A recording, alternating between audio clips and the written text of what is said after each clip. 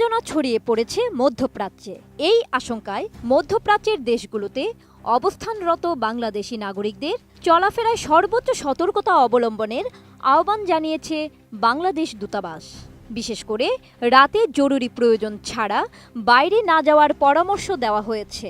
15 June Bangladesh দূতাবাস জর্ডানে অবস্থানরত বাংলাদেশিদের উদ্দেশ্যে এক বিশেষ বিজ্ঞপ্তি প্রকাশ করেছে। বিজ্ঞপ্তিতে উল্লেখ করা হয়েছে, জর্ডানের স্থানীয় কর্তৃপক্ষ পরিস্থিতি বিবেচনায় যে কোনো সময় নিরাপত্তা সতর্কতা জারি করতে পারে। সে কারণে বাংলাদেশিদের স্থানীয় প্রশাসনের নির্দেশনা ও সতর্কতামূলক বার্তা যথাযথভাবে অনুসরণ করতে বলা হয়েছে। কর্তৃপক্ষ সাইরেন বাজালে তাৎক্ষণিকভাবে কাছাকাছি নিরাপদ আশ্রয়ে অবস্থান করার পরামর্শও দেওয়া হয়েছে। জরুরি প্রয়োজনে বিবৃতিতে উল্লেখ করা নম্বরে